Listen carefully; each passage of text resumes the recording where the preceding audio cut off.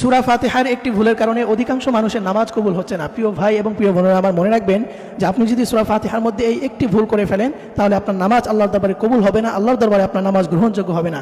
সূরা ফাতিহা কিন্তু প্রত্যেকটা নামাজে পড়তে হয়। নামাজে যেই সূরায় পড়েন শুরুতে কিন্তু সূরা ফাতিহা পড়তে হয়। সূরা ফাতিহা ছাড়া নামাজ হয় না।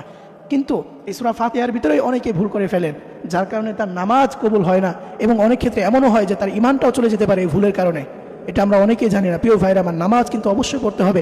আল্লাহ রাব্বুল আলামিন বলছেন, ইন্নাস সালাতা তানহা আনিল ফাহশাই ওয়াল মুনকার, নিশ্চয়ই নামাজ মানুষকে অশ্লীল এবং বেহায়া কাজ থেকে বিরত রাখে। কিন্তু আপনার যদি এই নামাজটা আল্লাহর দরবারে গ্রহণযোগ্য না হয়, আল্লাহর দরবারে আপনার নামাজ কবুল না হয়, এই নামাজ কিন্তু আপনাকে অশ্লীল কাজ থেকে বিরত রাখতে পারবে না। অনেকেই বলেন, হুজুর নামাজ পড়ি এরপরও নিজেকে গুনাহের কাছ থেকে বিরত রাখতে পারছি না। কিন্তু কেন? আপনি জানেন না যে আপনার নামাজ আল্লাহর দরবারে গ্রহণযোগ্যই হচ্ছে না, কবুলই হচ্ছে না। তাহলে এই নামাজ কিভাবে আপনাকে অশ্লীল কাছ থেকে বিরত রাখবে? প্রিয় ভাইরা আমার, আসুন সেই ভুলটি কি আমরা জানবো। অধিকাংশ মানুষ, ম্যাক্সিমাম মানুষ এই ভুলটি করে থাকে। দেখা যায় তারা কোরআন শুদ্ধভাবে পড়তে পারে না, সহিহ শুদ্ধভাবে উচ্চারণ করতে পারে না।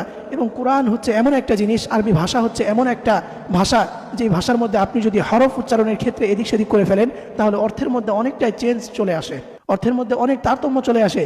এবং অনেক ক্ষেত্রে এমনও হয় যে এই অর্থের চেঞ্জের কারণে, অর্থের পরিবর্তনের কারণে আপনার ঈমানটাও চলে যেতে পারে, আপনি যদি এটা জেনে করেন। এই জন্য প্রিয় ভাইরা আমার, অবশ্যই আপনারা এই বিষয়টি খেয়াল রাখবেন, কখনোই এই ভুলটি আপনি করবেন না। সেই ভুলটি হচ্ছে যে অনেকেই ভুলটি করে থাকেন যে সূরা ফাতিহা যখন তিলাওয়াত করেন, আল্লাহ রাব্বুল আলামিন বলছেন আলহামদুলিল্লাহি রাব্বিল আলামিন। এখানে হা, এটা আরবিতে দুইটা হা রয়েছে, একটি হচ্ছে ছোট হা আর একটি হচ্ছে বড় হা। এবং এই দুইটার অর্থের মাঝে অনেক পরিবর্তন রয়েছে। যেমন আল্লাহ রাব্বুল আলামিন বলছেন আলহামদুলিল্লাহি, সমস্ত প্রশংসা, পৃথিবীর সকল প্রশংসা, সকল কিছু আল্লাহ তাআলার জন্য। লিল্লাহি রাব্বিল আলামিন, যিনি সকল জগতের মালিক, সমস্ত জগতের মালিক, বিশ্ব জগতের মালিক যিনি, তার উপর পৃথিবীর সকল প্রশংসা। কিন্তু আপনি যদি আলহামদুর জায়গায় বড় হা, এই জায়গায় যদি আপনি ছোট হা দিয়ে পড়েন আলহামদু পড়েন, অনেকে এটা করে যে উচ্চারণ করতে পারেন আলহামদুর জায়গায় আলহামদু পড়ে।